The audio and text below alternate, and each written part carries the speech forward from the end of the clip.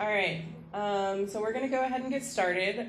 This is the first plenary for the YDS conference for Sunday. I just want to remind everyone that during the plenary you can use Twitter with the hashtag of YDSCON, YDSCon, and you can tweet about the conference if you hear anything interesting. And this is a little loud. So the plenary we have today is the challenges facing the left and why we fight back. And we have three speakers today.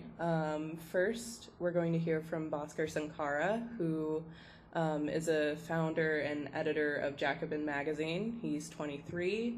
He graduated from George Washington University in Washington, D.C., and now he lives here in Bed-Stuy. And he's also been an editor for the activist blog for YDS before, and he's also a DSA member. And then we'll hear from Michael Walzer, who is one of America's foremost political thinkers, and he has written about a wide variety of topics in political theory and moral philosophy, including political obligation, just and unjust war, nationalism and ethnicity, economic justice, and the welfare state. He's played a critical role in the revival of a practical issue-focused ethics and in the development of a pluralist approach to political and moral life. And Walzer's books include Just and Unjust Wars, On Toleration, and Arguing About War. And he has also served as editor of the political journal Dissent for over 3 decades. And currently he's working on issues having to do with international justice and the new forms of welfare, and also on a collaborative project focused on the history of Jewish political thought. And then we'll also hear, finally, from Jeremie Bedard-Wien, who is the Finances Secretary of ASSE, which represents over 70,000 college and university students in Quebec. He served as the spokesperson for the organization since October, and during last spring's historic student strike, Jeremie served on the mobilization committee of Class A and helped maintain and increase momentum all across the province. And he's toured Ontario, England, the Czech Republic, and in the months that followed, and he's increased awareness of the radical analysis, directly democratic principles, and combative tactics that shaped the student movement's victory. And Jeremie is currently working on the creation of a pan-Canadian coalition of community groups and unions against the neoliberal policies of Stephen Harper's government. And I also want to take this time to thank the Rosa Luxemburg Institute for their great collaboration on getting Jeremie here and helping with this travel and being a really great support for the YDS conference. So without further ado, we have Bhaskar Sunkara starting us out. Thanks. Do I have to turn this on?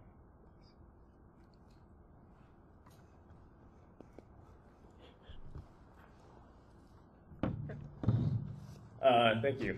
I guess my prompt, the prompt Jackie gave me, is fairly simple to the extent that anything this early in the morning can be simple. And that's to answer the question what it means to be a socialist today, and especially what it means to be a socialist in the American context today. And obviously that's a somewhat subjective question. I'm sure my vision of socialism and what it means to be a socialist is quite a bit different than many of those on this panel. So rather than address my prompt purely didactically, and since as an atheist I don't have much experience being up this early on Sunday mornings, I think I'll start by approaching this question more personally than I might have otherwise. I grew up for much of my life in a lower middle class household with immigrant parents and extended families that didn't often have immigration status and were often relegated to the fringes of the working class and with limited formal education or job prospects because of that lack of status. But I say for me that socialism or being a socialist was never really an organic outgrowth out of material conditions. Because if anything, being a child of meritocracy can be a deeply conservatizing, thing. But my parents rented a small, cramped place for most of my K-12 education in a very good school district, and I was given, to some extent, American social democracy to the extent that we have it in this country. progressively taxed and exclusive, sort of the way that suburban social and public goods are, but still access to public goods in a safe environment to grow up in, food and housing, and basically the social and economic necessities for the flourishment of an individual. And these were opportunities that my parents and even my own siblings, since I'm the youngest of 5 and the only one born in the United States out of my siblings, didn't have. And that juxtaposition to me was deeply politicizing, and I would say that it made me a socialist. So basically, I think that as socialists, we don't believe that that your life prospects should be held hostage to accidents of birth. And we do believe in a society with equal respect for all people that brings forth and actualizes Enlightenment values of liberty, equality, and solidarity. But more importantly, I think that these warm and fuzzy goals have to be rooted in class antagonism. And the things we want, a society built around these values, require a radical transformation of our social and economic orders. And these transformations, I guess, they can be reduced to an extension of democracy into social and economic spheres, are desirable and possible. But the roadblocks to their implementation aren't technical ones. They're not pragmatic ones. They're ones rooted in the political resistance of those who have power and benefit from exploitation, hierarchy, and the other facets of class society. So I do think that socialism should be rooted in moral and ethical appeals. We can't lose track of this antagonism against the class that makes even tepid social democratic reforms hard to envision in the 21st century. But then there's a second half of this antagonism, and that's the identification of the class and social forces capable of challenging capitalism and pushing us towards a different social order. And in proposing these kind of reforms and these kind of transformations, we're of course building off the wealth and social advances afforded to us by the development of capitalism itself. But to this end, we need to build structures that are very different than the ones that capital can create. We need parties and mass socialist organizations, a radical labor movement, other movements of the oppressed and exploited. And I think that in a very flawed way, YDS and DSA are definitely part of that solution. But socialists in America have obviously been involved even through the institutions and venues of liberalism, being on the left flank of liberalism, in key struggles and progressive advances. Every reform in our country's history has had socialists being actively involved in them. And I think with that in mind, socialists in our organization, for those of us who are in YDS, I do pay my dues. Actually, this year I forgot, but Will Emmons paid my dues for me. But with that in mind, I do think that as socialists in YDS, we have a certain critique that can stay grounded in key reform movements. But we should also remember that our task as socialists is not just to participate in daily struggles as anonymous members of a liberal left coalition, but to do a few key things. And I would say that one of them is naming and identifying the system and who benefits from it, to participating in the slow construction and patient construction of class, power, and organization to challenge that system, and 3, to actively propagate a very feasible, the very feasible alternatives to the current system that could potentially await us. And I think that this is the task of socialists today in the 21st century in America and elsewhere. And I think it's rooted in a vital historical responsibility. And obviously, I would hope that we all think that, or else we wouldn't be there. But I think that the question of what it means to be a socialist today needs to be tied to something very concrete, to political action in the context of a broader socialist strategy.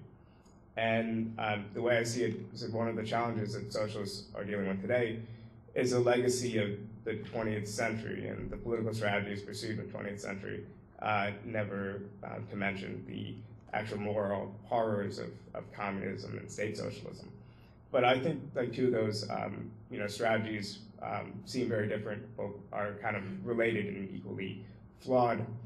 And one would be the pursuit of shortcuts, like syndicalist fantasies about just mass strikes and general strikes ending capitalism in one blow, and also more brutal attempts to impose socialism from above. But also on the other extreme, a gradualism that isn't visionary, a gradualism that yielded useful reforms but lost tracks of a structural critique of capitalism and the role of socialists in identifying and heightening class antagonisms. And this is also tied to things like the view of Stalinist communist parties that thought the collapse of the system was inevitable. It's tied in a very I guess dialectic way to certain aspects of social democratic gradualism, the lost sight of a vision beyond social democracy. So I think our task is to find some sort of middle ground in the short term that's both pragmatic and utopian, patient and impatient, and to build anti-austerity elements that could eventually lead to a coalition that could push America towards social democracy, then eventually beyond it.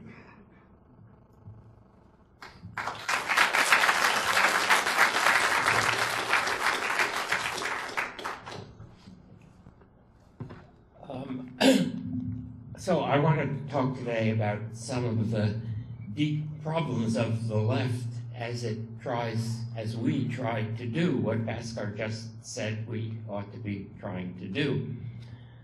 Last year at this conference I tried to be uplifting.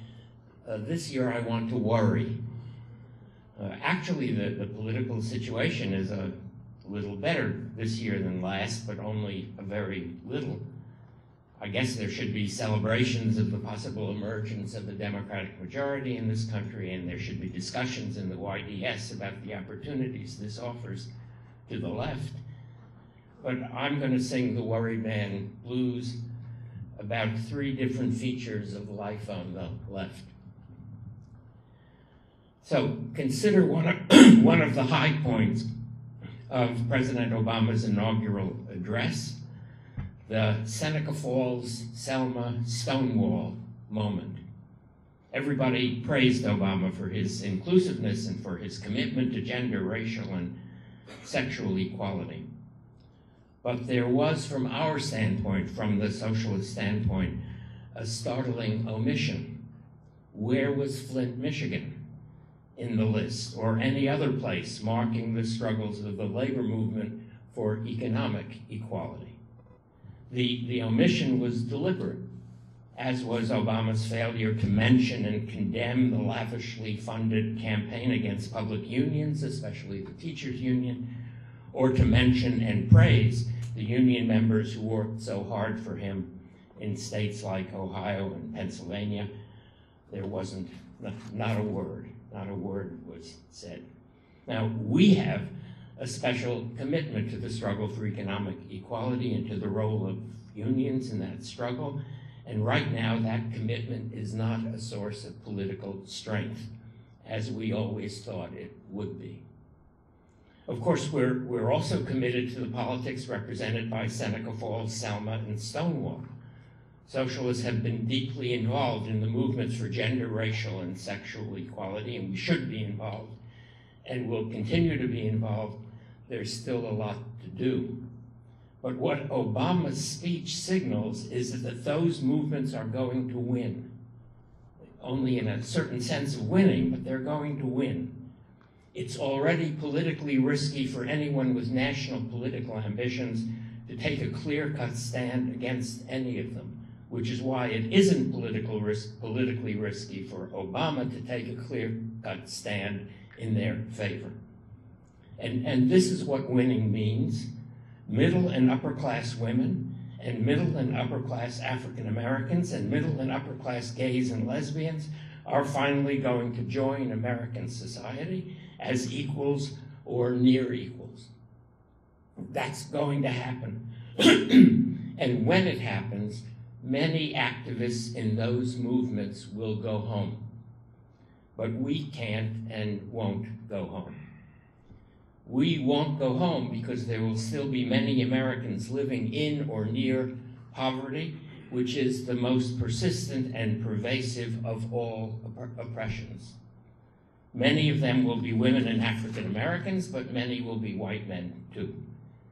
The needs of the poor and the near poor are not recognized today as a central political issue. Their struggle is not celebrated. Blacks are beautiful, as we learned in the 60s, and women are strong, and gays and lesbians have become or are becoming mainstream. But the working and unemployed poor are not beautiful or strong, and certainly not mainstream. They are frighteningly marginal to American politics today. They are harder to organize and less able to defend themselves by themselves than the other groups are. By definition, there are no middle class and upper class poor people. The poor have less access to education. They have fewer of the professional skills that make for political competence. And yet the movement for economic equality has to be their movement.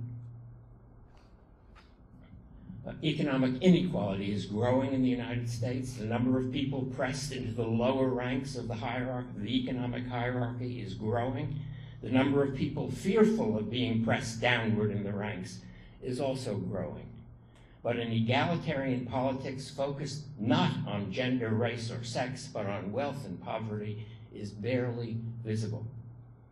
I just said the movement of the poor has to be their own movement. Remember the old Marxist slogan, the liberation of the working class must be the work of the working class itself. Those of us who aren't poor can only help, but that help is our politics. There are many other things that interest us, but we have no center without that. There is no social democracy without a movement for economic equality. And that movement is not on the president's list or on anyone else's list at this moment except ours. We have to find ways to get it on more lists. Worry about that because it's not going to be easy. The failure of Occupy Wall Street to sustain itself and grow, the defeat of the unions in Wisconsin, though Tammy Baldwin won election to the Senate, more evidence of what works in US politics and what doesn't. And the union defeat, hardly contested in Michigan, where the auto workers were once such a powerful political force. All this suggests that we have a lot to worry about.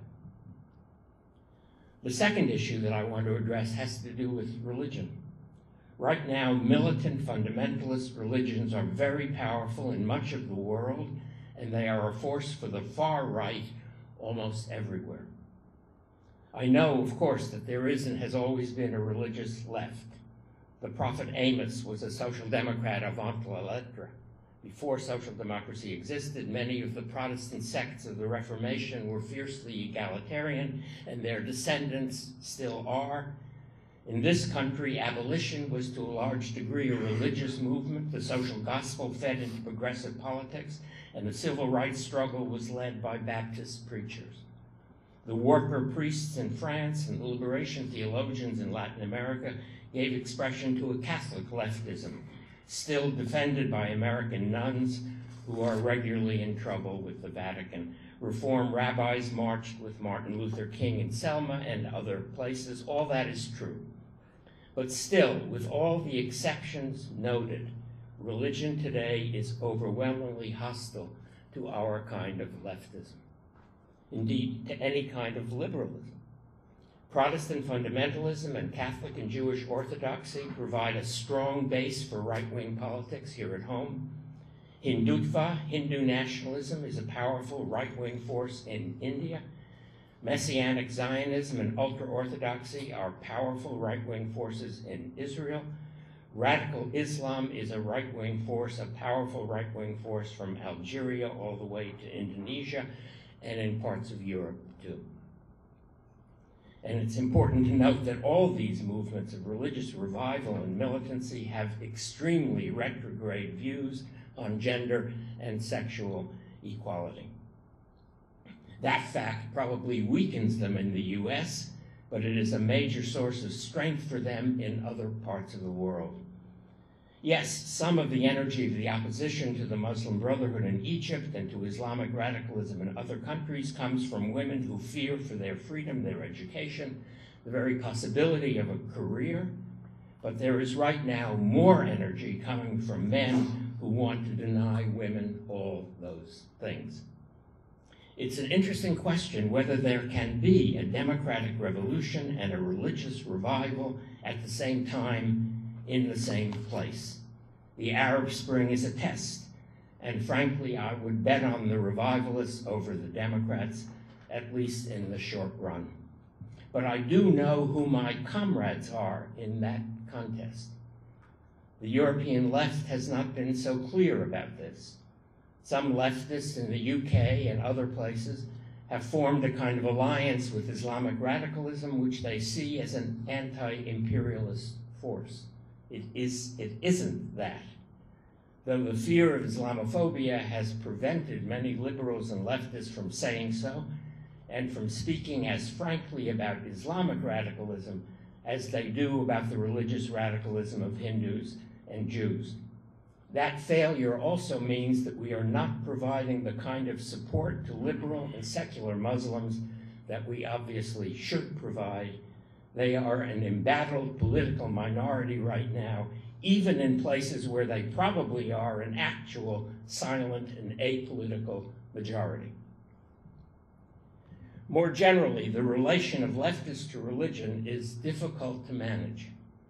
Our politics is secularist in many important ways. We are the children of the Enlightenment, which was actively hostile to organized religion. And yet we have friends and comrades who draw their inspiration from the Hebrew prophets or from the life of Jesus or from the radical egalitarianism of the early Christian churches or from the pacifism of Sufi Islam.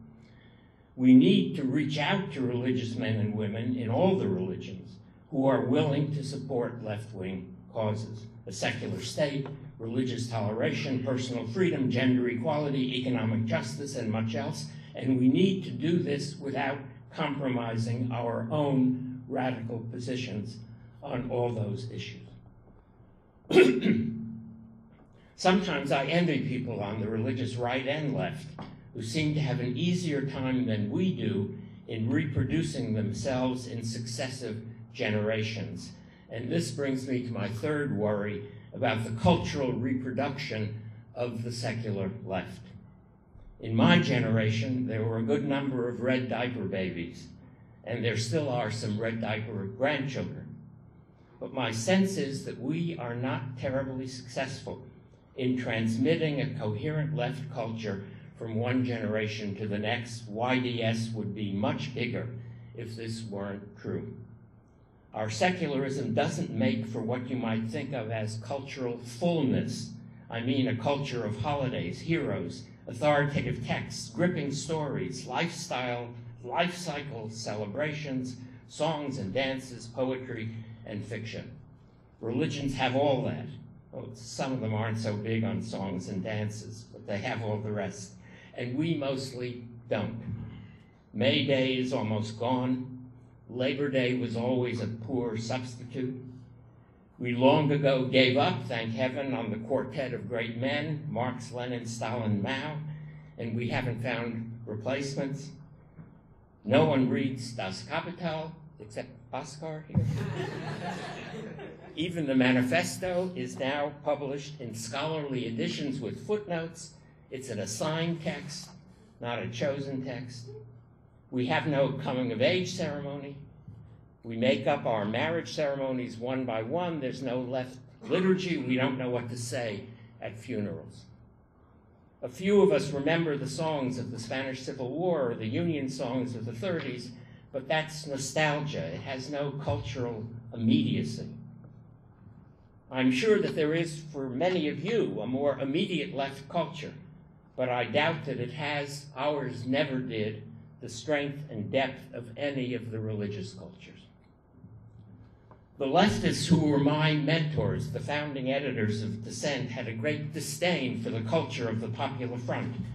which they saw in part as CP propaganda, but which they mostly disliked because it was kitschy and sentimental, and because it was so easily absorbed into commercial pop culture. I grew up with Paul Robeson's Ballad for Americans, the novels of Howard Fast, the songs of the Weavers, which few of you will remember. It wasn't a high culture, it had no lasting strength, and it didn't last. But it did provide a way of growing up lefty, and it was closely associated with a politics. Is there anything like that now? There is certainly a left or progressive tone in much of today's pop culture. I don't know if that helps people grow up lefty. It doesn't seem to be connected to a specific politics. So here are three things to worry about. First, economic equality and the labor movement are radically undervalued in American politics today, even by people who aren't actively promoting inequality. Second, religious revivalism in many parts of the world presses politics rightward, and we have difficulty relating to and dealing with religious men and women. And third, we lack a thick and vibrant left culture that we can pass on from one generation to the next.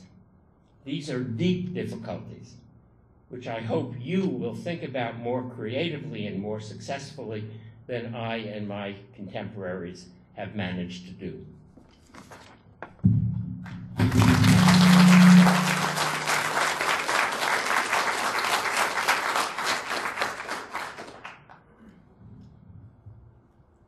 Thank you very much. I'd like to first thank the Rosa Luxemburg Foundation for bringing me here, the DSA for inviting me, and very much looking forward to this little talk and the discussion that will follow. First of all, I'd just like to note that I'm from Quebec, Montreal, Quebec. My first language is French, and English is the language of the oppressor after all. Thus, I will read heavily from my notes rather than improvise, and I apologize for that. So, 1 year ago, almost to the day, Quebec students started picket lines in front of their colleges and universities. And in the bitter cold of February, they stood tall in front, blockading entry to staff, teachers, fellow students, in the name of a mandate they had bitterly fought to obtain in a General Assembly. Soon, our unlimited general strike spread to more campuses. More students held picket lines and started demonstrating. This came to be known in Quebec as the Maple Spring. And over 6 months, Quebec saw not only 1 or 2, but the 3 largest demonstrations in the history of the country. Montreal became the theater of daily resistance, and I myself ended up learning a fair bit about politics. This movement was in reaction to a 75% university tuition increase, or a raise of $1,625 a year. Now, Quebec students pay the lowest tuition fees in North America. And you may have noticed, as you may have noticed from those numbers, we pay about $2,000 per year to attend university. Why then, usual laughs from the audience. I've become accustomed to this, but in Europe where they have free education, they also laugh for other reasons. So the question is, indeed, why should we protest over such a small amount when students in America pay upwards of $30,000, $40,000 to attend private colleges? This was the usual right-wing charge against our movement. This was the government's rhetoric. Well, because, rather simply, this collective model of financing, which leads to high accessibility and relatively low student debt, at least compared to you guys, was one through struggle. All in all, Quebec students went on 9 general strikes over the last 40 years to protect our university and college system, to protect its high accessibility, to protect this value of collective education. And this time it was even more important we fought back. For the increase was part of what former Finances Minister Raymond Bachand called his cultural revolution. Not the Maoist kind of cultural revolution, I'm afraid. No, this cultural revolution was about introducing user fees in public services, in health, electricity, and education, introducing neoliberal market mechanisms undermining our welfare states. Now, before I get to exciting tales of street riots and direct action, I would like to say a few words about Quebec's education system, so you might compare it to the American one. There is no two-tiered or three-tiered education system in Quebec. All universities are publicly funded, cost the same in terms of tuition fees. From Université de Québec in Chicoutimi, which is a 7 hours drive from Montreal, to McGill University, which you might know. I hear it's very popular with Americans. All university students in Quebec have to first complete a Cégep degree. Cégeps are colleges that offer pre-university and technical programs. And Cégep are free. These colleges are the first line of radical syndicalism in Quebec, provide all the political education one would need to get involved politically later on in university. So you already have that first step before going to university. The organization I speak for today, ASSE, l'Association pour une Solidarite Syndicale Etudiante, I won't make you repeat after me. Well, it represents the left wing of the student movement. It represents about 70,000 students regrouped in about 30 different associations. From the get-go, we framed our movement, our strike, as part of a broader struggle against the commodification of higher education, which starts with tuition increases, but also the underfinancing of fundamental research and teaching to further increase competition between universities and pump out cheap research patents for the profit of corporations. Seeing education as something that benefits only the individual, a plus value for the hiring committees of the private sector, rather than a collective benefit for the entire society. The worst part of this transformation is that it transforms the individual, him or herself. A student will now naturally shop for an education in much the same way one would shop for a house. This is the mentality we sought to defeat. And from the very early beginnings, we said loud and clear that blocking this tuition increase was a compromise. It was something that must be achieved in the perspective of completely free education, maximum accessibility, and freedom from market economics in education. We opposed sweeping reforms with a systemic analysis that we knew would strengthen the movement. From the start, when the tuition hike was announced in 2010, it was clear that we were in the long haul, and that this government would not move so easily, and in fact it didn't. The unlimited general strike, the Maple Spring, was preceded by a 2-year-long campaign against the hike. We went on one-day strikes, we went on small demonstrations. We'd be lucky to have a few hundred people at a demonstration, the only demonstration of the semester. But most importantly, we mobilized. We mobilized relentlessly. Mobilization committees were set up in every campus. They were open structures, everyone could get involved in. But then you have to work.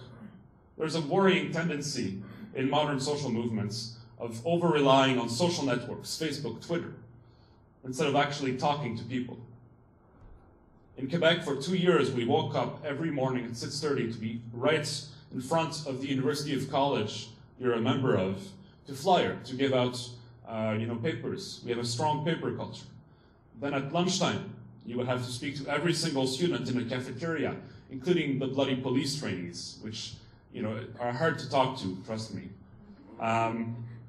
We passed those journals relentlessly. This was an excuse to talk to people for 5 minutes over 2 years to get them to finally take action on the tuition hike. And eventually people came to debate and to participate in regular general assemblies.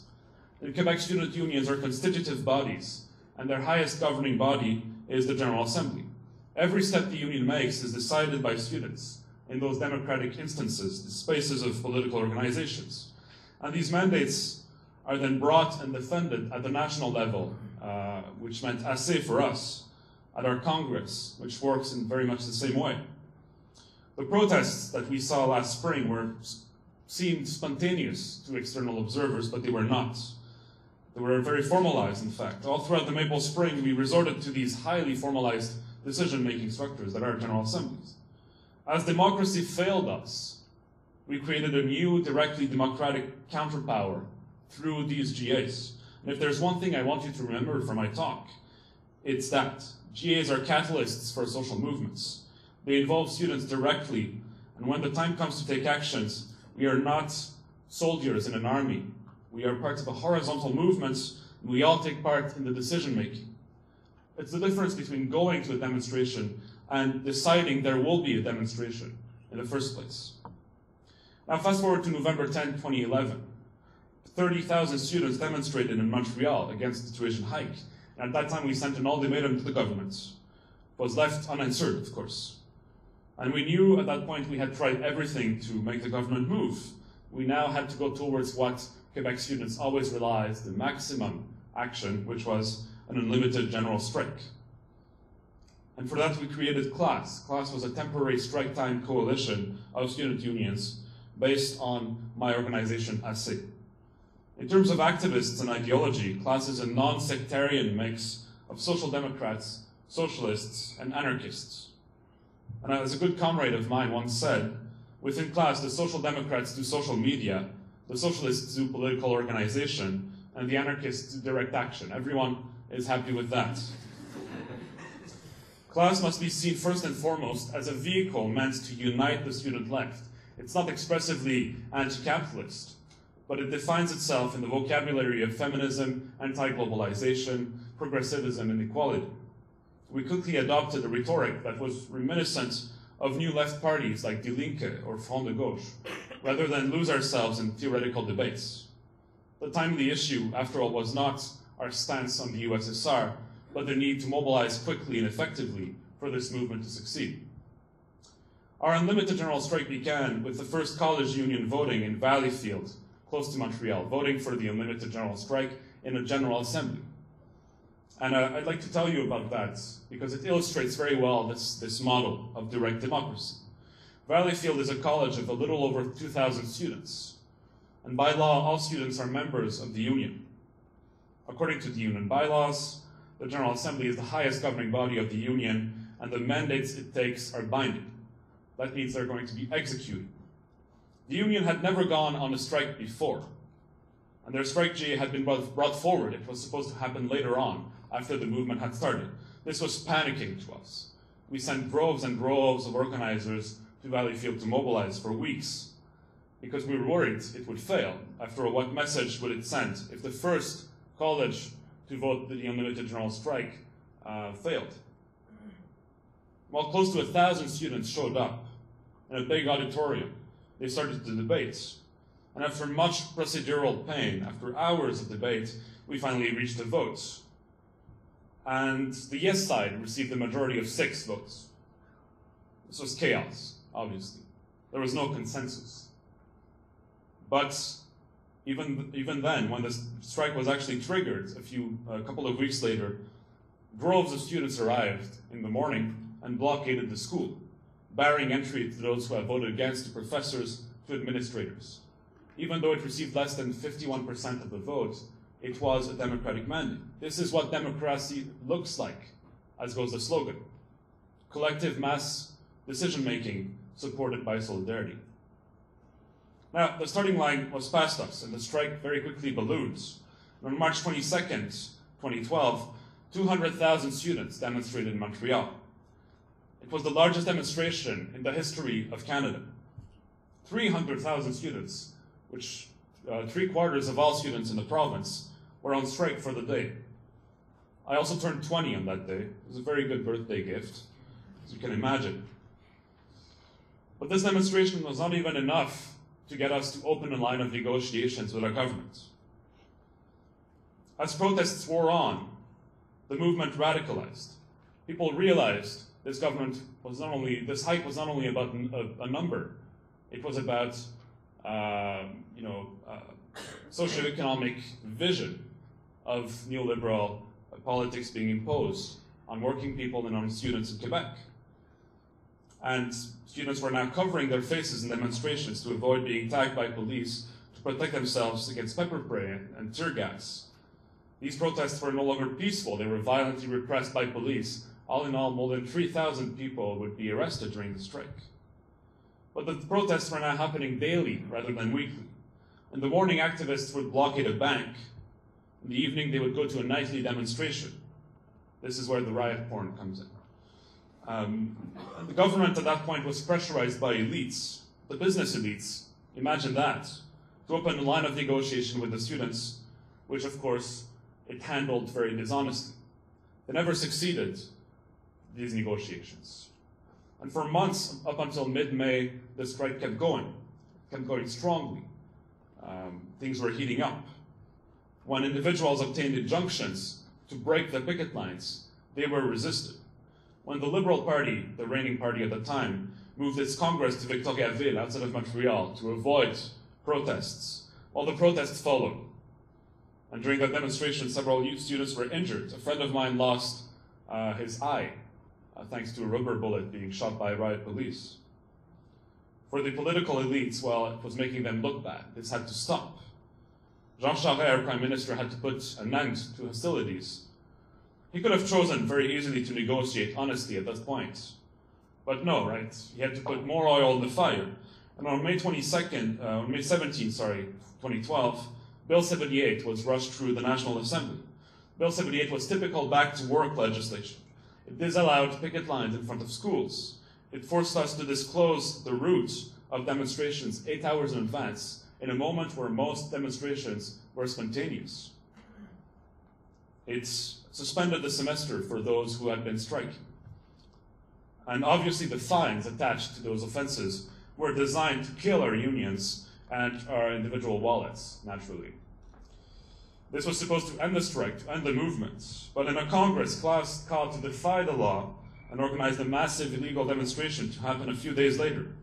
And on May 22nd, 250,000, topping the previous big demonstration, sang La loi spéciale on s'en calisse, which means in English, we don't care about the special law, although the French version is a little more injurious. This was, again, the largest demo of the history of Canada. We were beginning to collect those milestones. And for weeks after, children, grandmothers, regular people banged on pots and pans at 8:30 every evening against everything that government stood for. No longer was it only about the tuition hike. It was about neoliberal politics imposed on working people. It was about corruption. It was about freedom of speech. It was against Bill 78. And there were casserole protests daily in the streets of Montreal and in other parts of the province, even in Canada. Now the strike would end in August, after a period of demobilization in the summer, but not before triggering a provincial election. At that point, our Premier Jean Charest told Quebecers they could vote for his party, which stood for rule and order, or other parties, which stood for the streets. Now the streets won, thankfully, and the new party that was elected, a fairly center-right nationalist party, won. And yet the popular pressure forced this new government to cancel both the tuition hike and Bill 78 days after its election. Protest won. Now, I chose key elements that would outline the success of our strike. The success also benefited from a fair bit of luck, political conjuncture, and good weather on big demonstrations. And we also could benefit from 40 years of syndicalist history to tweak to our liking and count on when we needed to mobilize. But that doesn't mean this model is impossible to replicate. That doesn't mean the Maple Spring is profoundly Québécois. Indeed, as we speak, departmental general assemblies are being set up in Great Britain. We live in an age of synchronicity for social movements. Student debt seems like a hot issue in the US. And I'd like to share a thought regarding the narrative of debt. In Quebec, we chose to fight the causes of student poverty and of debt, rather than what they are, consequences. We fought tuition policy. Debt is individual. Very few debt boycotts throughout history have succeeded, because in the end, it's an individual choice. You look at your bill on the internet alone in front of your computer.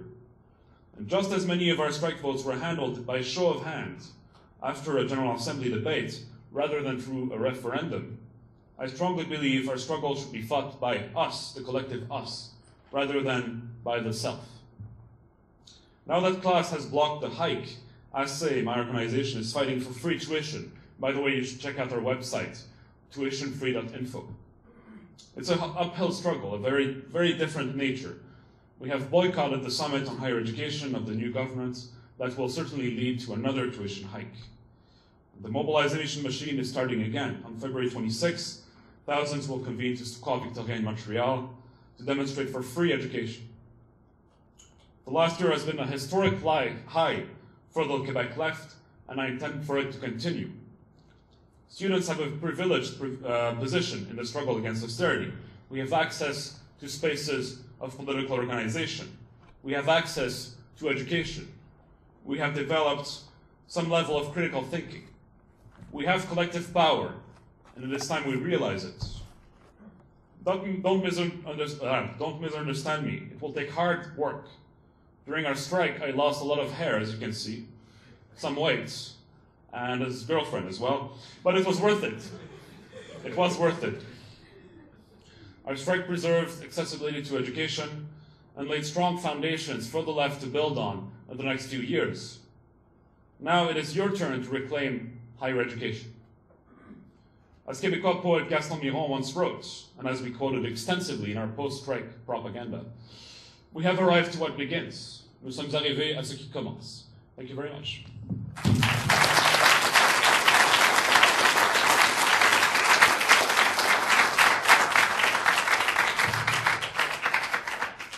Speakers, do we want to do responses to each other's speeches first, and then we can open up to Q&A? I feel like we could incorporate our responses into the Q&A.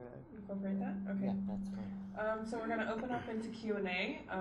So raise your hand if you need to ask a question. Make sure to keep it short and pointed, and if it's to a certain speaker, make sure you say their name. So I have one over here. Hi, thanks so much to all the speakers. This is a question for Jeremie. From what I've read of the protests and strikes in Quebec, there's a lot of involvement from labor organizations that aren't, explicitly connected to education. I've heard of solidarity with mining workers and disaffected public sector workers facing budget cuts. Can you talk about how you organize that and how that plays in and how that might be able to be replicated? Could we do a few questions, maybe? A couple? Maybe Sure. be more logical. We'll do 2 or 3 at a time. I had a question for Mr. Walzer. When you were talking about Islamic radicalism and kind of a reluctance on the left to sort of call that out, I was just thinking, for me, the reason I'm kind of reluctant to think of Islamic radicalism as a big problem is one, like you mentioned, because of the pervasive Islamophobia in our society, but more importantly, I think because of kind of the Western tradition of imperialism and international oppression, and I think that Islamic radicalism is kind of used as a tool by those who would favor that imperialist agenda to kind of further objectives. So I was kind of wondering if you could explain a bit more how like leftists can go about supporting democratic movements without kind of compounding that kind of imperialist effect.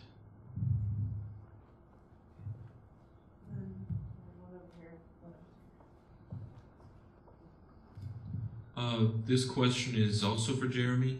I apologize. My French accent is terrible, so I'm just going to call you Jeremie. But you talked about the earliest days organizing with the Maple Spring. You mentioned like demonstrations of a couple hundred students as opposed to thousands.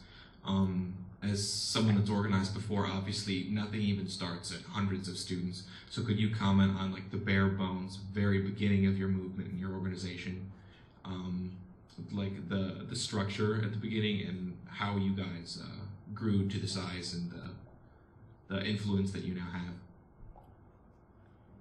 Let's go ahead and do responses, and then I'm taking stack in my head so I know who's raised their hands.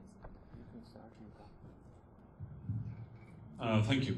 First, your question about labor organizations. You have to see the strike as a platform. It liberates students to do other kinds of political action. It also liberates students' thinking. When you first go on strike for an economic issue like a tuition hike, you quickly come to realize that this is part of a broader program, and that this program is also attacking workers. Budget cuts are indeed attacking workers in the public sector. Mining workers are being laid off in Quebec, and we organized, or we called to support these struggles because they are part of a broader agenda, neoliberal agenda, that we were also fighting against. The tuition hike is like a hook, right, into a broader political perspective. And so we very early on, we made links with those other struggles. We made links with also with indigenous struggles. I don't know if you've heard of the Idle No More movement in Canada happening right now. This is something we have supported very early on. And then during the strike, we went to Alma in Saguenay-Lac-Saint-Jean, that's like 7 hours from Montreal, to support Rio Tinto Alcan workers that were being laid off. But our relationship with labor was always a bittersweet in a sense, because labor organizations in Quebec are very bureaucratic. They don't do much political action anymore. They don't go on strike very often. And they have a very corporatist view. They care about their workers, the workers' conditions, and that's about it. And so we provided a different model of syndicalism that made many fear for reforms within these unions. So they provided support, a lot of financial support as well, which we were very grateful for because we ran out of money in like the second week. But when it came time to support us more broadly, and you mentioned earlier syndicalist fantasies of the general strike, we had those during the strike, and it failed, right? We called for a social strike, which never really materialized. And on May 22nd, the illegal demonstration, the unions were too cautious to call their members to participate to that demonstration, and so they organized their own, which was to leave from the same rendezvous points, but turn right on Sherbrooke Street. We turned left, they turned right, which is an amusing little illustration of left-wing politics in Quebec. Now, 250,000 people turned left, and like 500 union flags turned right. Most of their members asked us, which route is the illegal route? I want to go the illegal route. I want to protest with you guys.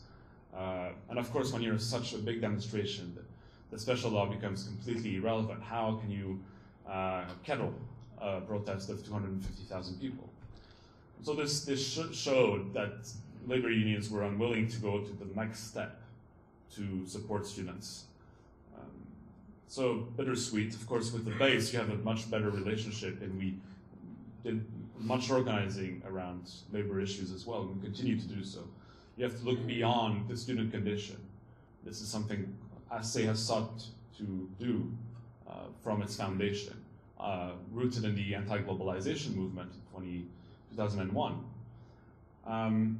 As for your question, the structures of the Quebec student movement are permanent. They've existed for the last 40 years. We went through several organizations, of course, but the way we operate is still very much like the way we operated back in 1969, when we went on the first general strike. And so these structures we can count on in between moments of mass mobilization.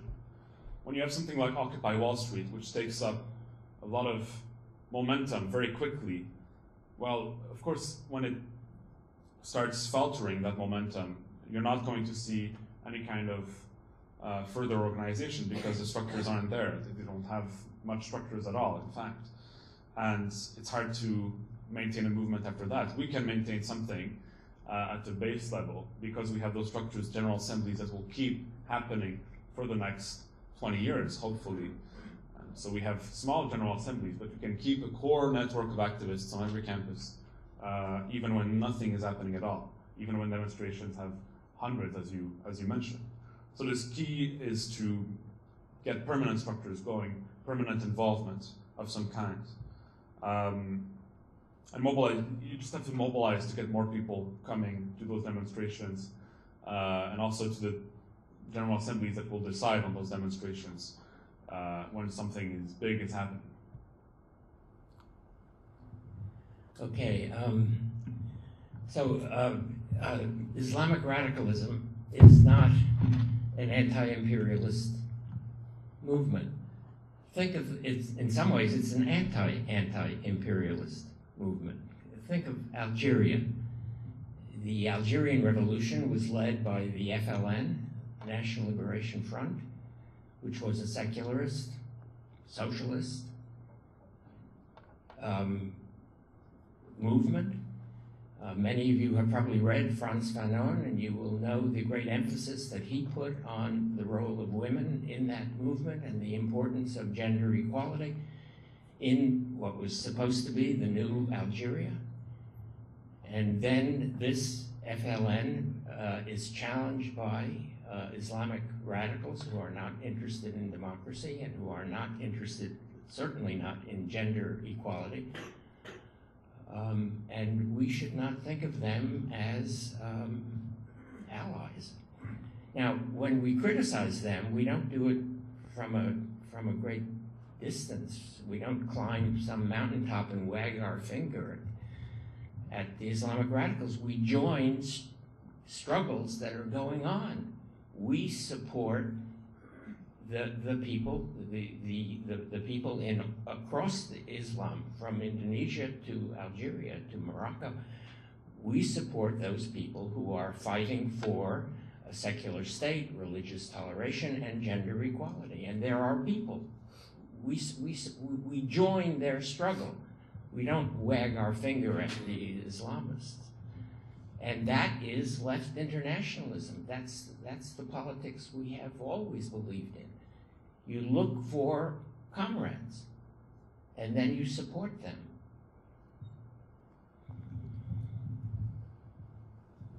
Okay, so I have Nick and David, and then I'll go Brian and then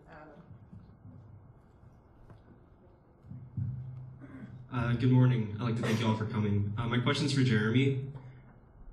When the Occupy Wall Street and the other Occupy movements started to die down and lose a lot of the influence they had initially had, there was a lot of speculation that pointed the finger at their dedication and aversion to not having a very strong organized leadership.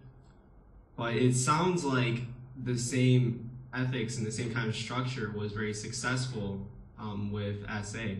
And I was wondering if you could comment on why you think that organization has worked for your organization, but maybe not for Occupy Wall Street and the other Occupy movements. This is also for Jeremie. We're curious.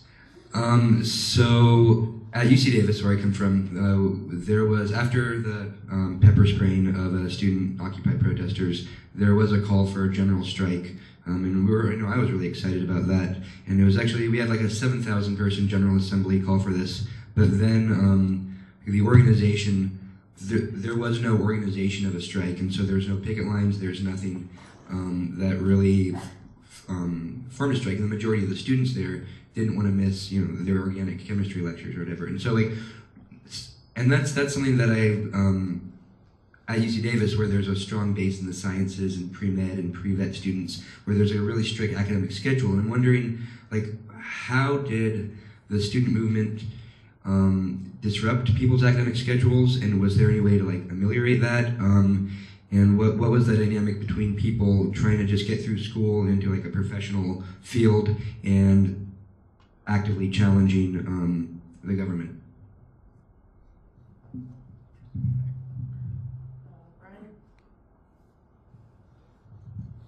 Hi. J'ai aussi une question pour Jeremie, and that question is, around the time of the Quebec student strike, there were also protests in places like Spain and Chile, and I wondered, how would you compare that movement and the program they put forward with that in Quebec, and has there been any kind of interaction between these different national movements? Thank you. My question is for Mr. Walzer.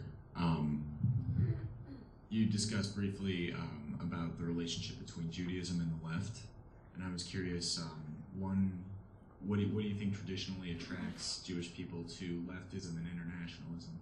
And two, what do you see as the future of that relationship?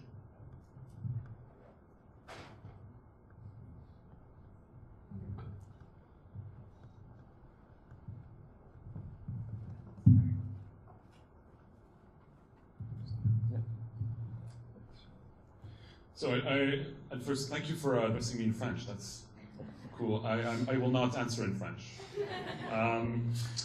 So I want to make something clear. When I say General Assemblies, I don't mean the Occupy Wall Street reference. That's very important.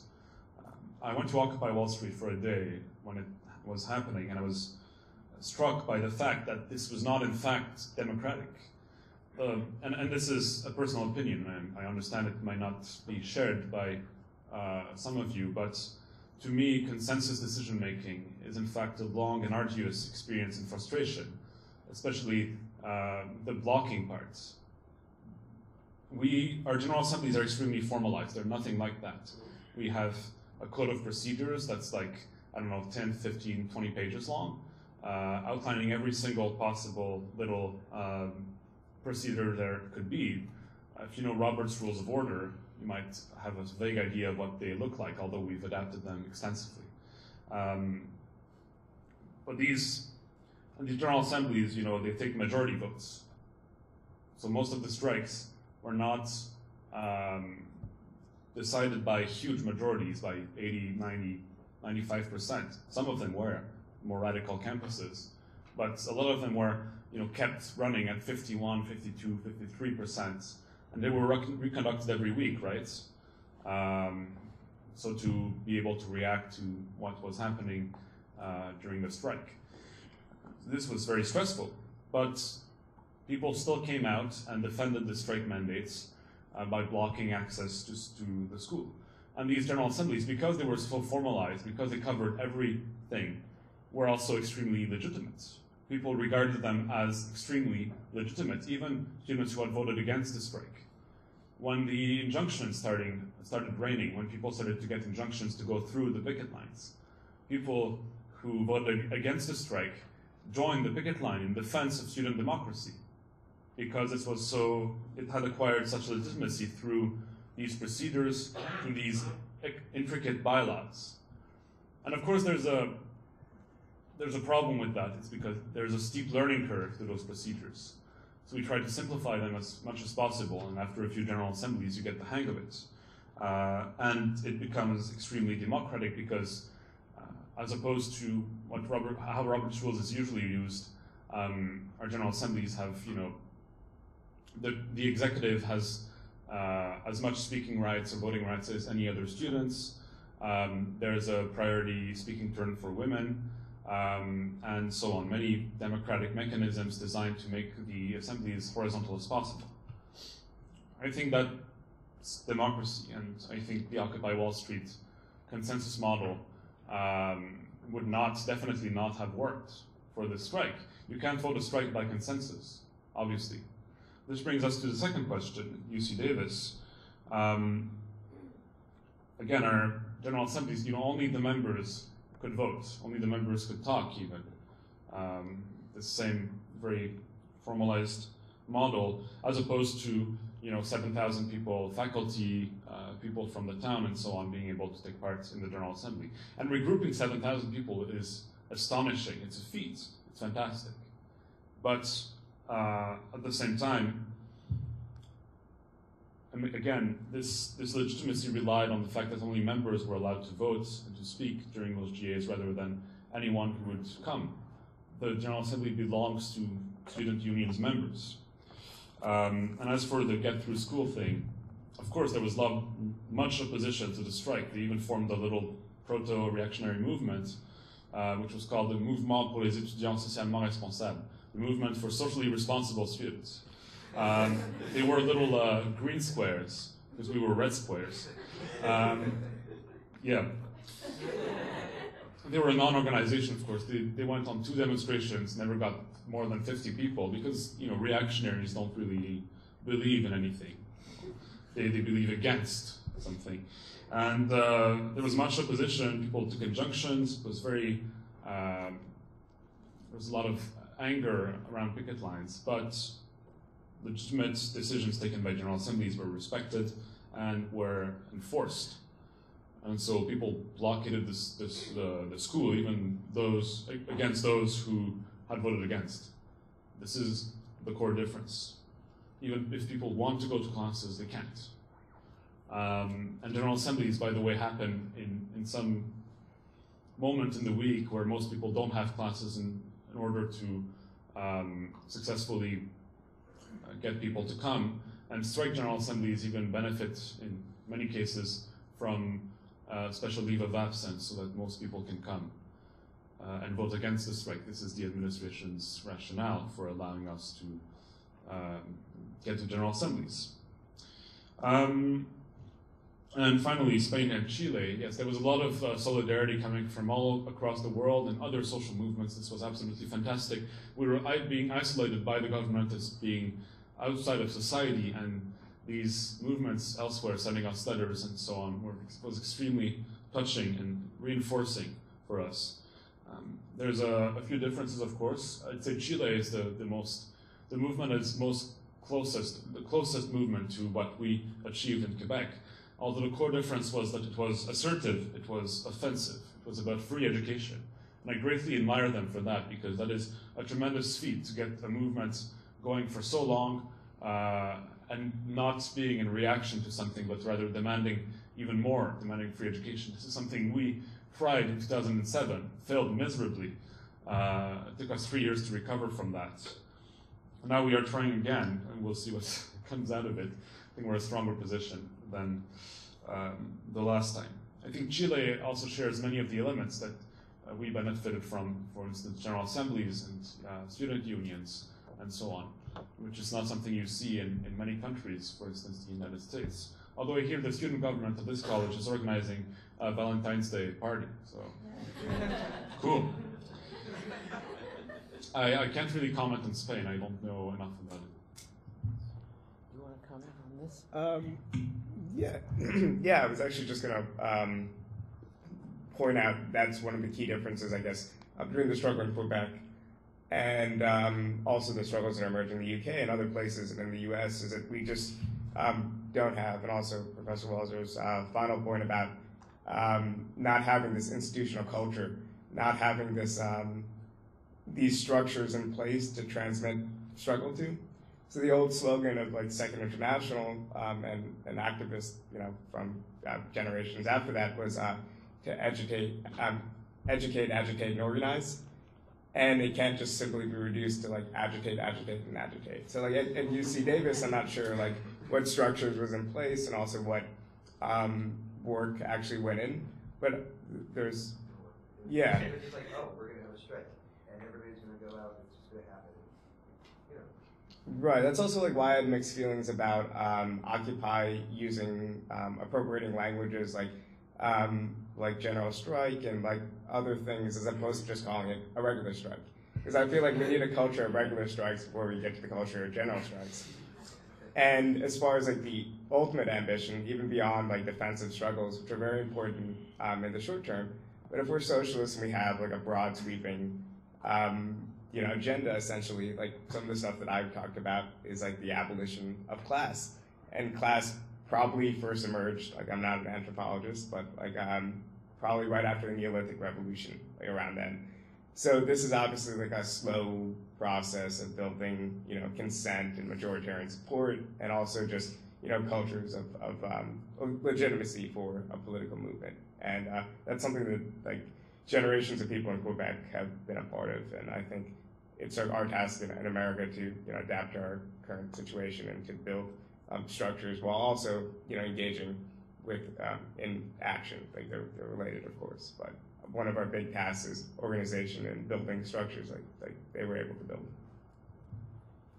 Can I'll come to the question about the Jews and the left, but I'd like to express a worry about horizontalism, which goes back, again, I'm an old man, so I have memories of when we organized the anti-war campaign of the 60s against the Vietnam War.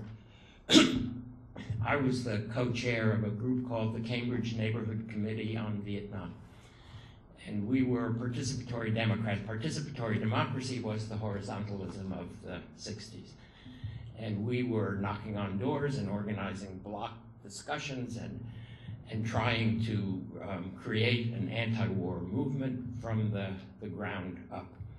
And we were very, very committed to open discussions and radical democracy. And it turned out that radical democracy involves a lot of meetings. And the students, the Harvard students mostly, or Harvard and MIT students, could come to all the meetings. They could cut a class, they could deliver a paper late, they could come to all the meetings. But the working men and women of Cambridge, Massachusetts could not come to the meetings. And the people with children could not come to the meetings in anything like the same way. And so participatory democracy turned out to be the rule of the militants, the rule of the people who had the time to participate. Students can have a radically horizontalist political movement. I'm much less sure that, that the rest of us can sustain a movement of that sort. We may need some version, it has to be a strongly democratic version of representative democracy rather than direct democracy. And that's a very old argument which goes back to Rousseau and other people, but it has a lot to do simply with the economy of time. And you can't turn politics over to the people with the most time, because the most important people, the people who are most in need of a political left, are people who don't have a lot of time. Now, just a very quick word. Judaism, like Islam and like Catholicism and like Hinduism, is not a religion that produces leftists. Pre-emancipation Jews were not, did not lean leftwards. These were vulnerable communities of frightened people, and their politics was accommodationist. They just wanted the protection of the powers that be. Orthodox Jews in the United States today have a prayer in the prayer book. It's a prayer for the president. And one of the things it says is, may he deal kindly with us. May he deal kindly with us. That's the prayer of frightened people. That's not the prayer of citizens who may want to oppose the president or demand that he be accountable to them, not that they dependent on his beneficence. Its emancipation produced the Jewish left. It was the experience of the sudden freedom of emancipated Jews after the French Revolution and then through the 19th century that made possible a Jewish radicalism, which obviously drew on the experience of fearfulness and the experience of oppression, but it was liberation that produced a Jewish left.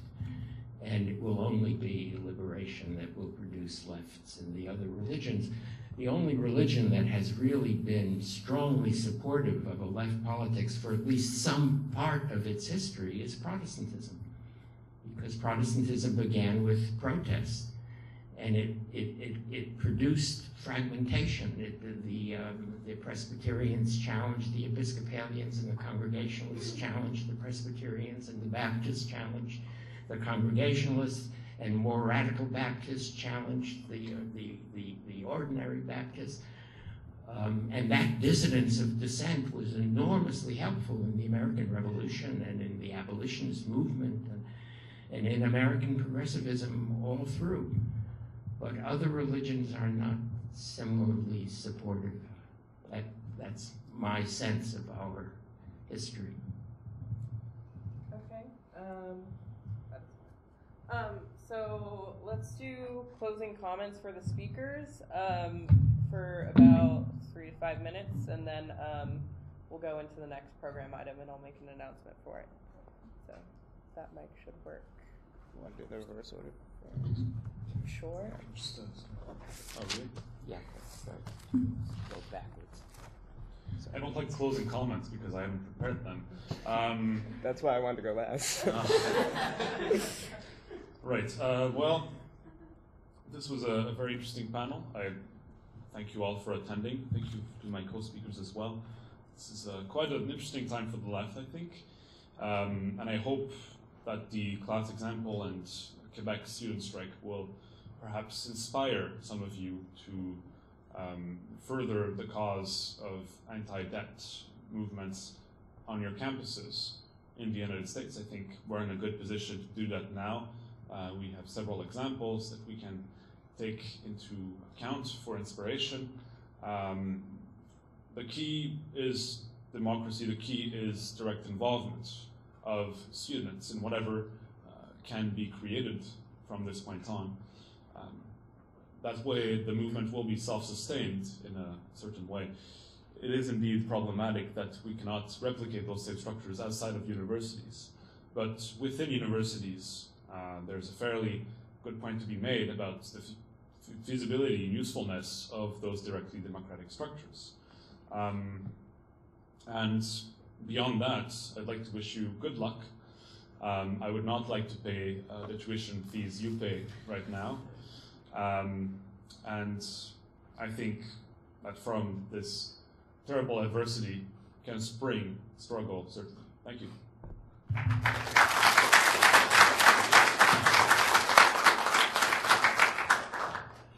So, like Bhaskar, I am not prepared closing remarks. I think I do think the Quebec strike is inspiring, and there are plenty of opportunities for student radicalism in the United States, but you also have to think about radicalism after school, after college, how to survive as leftists in a world that is not in a country that is not friendly at this moment to leftists, and how to find a way into the labor movement, how to work for unions, how to find a way into the kind of left journalism that I've been involved in for much of my life, and that Bhaskar is just beginning an involvement in, very impressive beginning, and how to write and talk like leftists in the adult world. And I think YDS is supposed to be, above all, a preparation for that.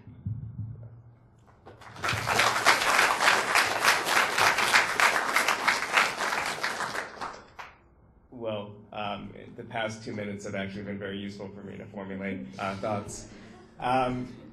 But I think fundamentally, as young leftists in America, you will be red-baited. I mean, we see even President Obama, who's, by any logical international standard, a solid centrist, if not, a solid center-right conservative, being, labeled as a socialist by the American right.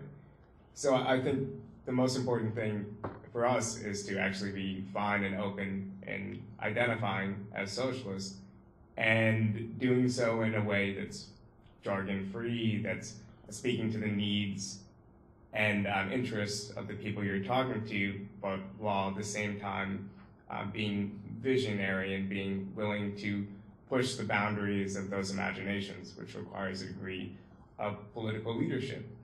And that used to be a word that was very common on the left, and basically has been common in any political tradition that's had any bit of success in human history.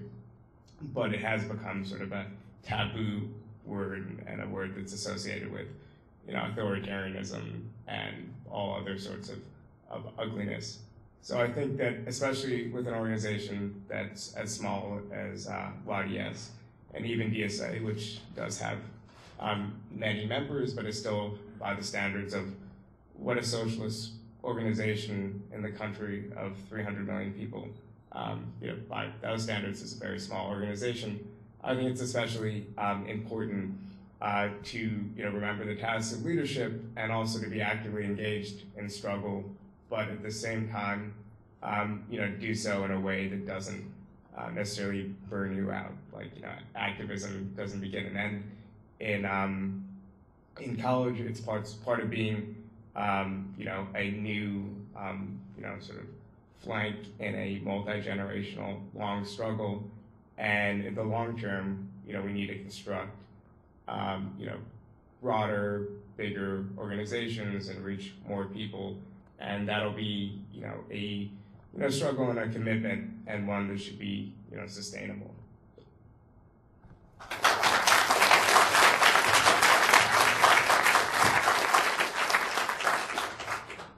Okay, so let's give a round of applause for all the speakers.